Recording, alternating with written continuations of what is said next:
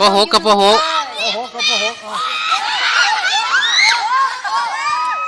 ระวังไฟใช่กับไฟยิ่ง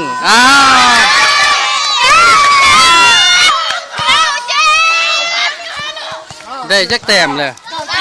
เก้าเจ็ดไฟได้เก่าไม่ยิ่งได้เก่าเลย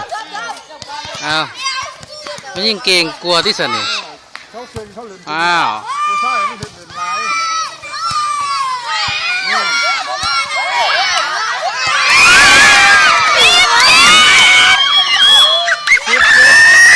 แสดงว่าสุกซอยขนาดที่สุดนี่17แล้ว17แล้วผู้ชายฮะกองเชียร์นี่ประมาณ5เฮ้ยเปลี่ยนโต๊ะเปลี่ยนเลยเฮ้ยจะเข้าด้วยล่ะเปลี่ยนตัวด่วน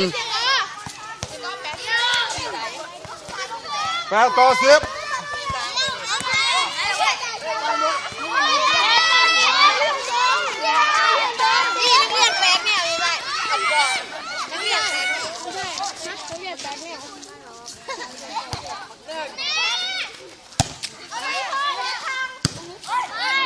ตบ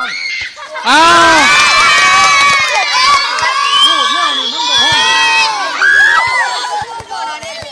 บอมานี่เขาก็ตั้งแม่พื้นให้พื้นเลยครับลูกนี่11-8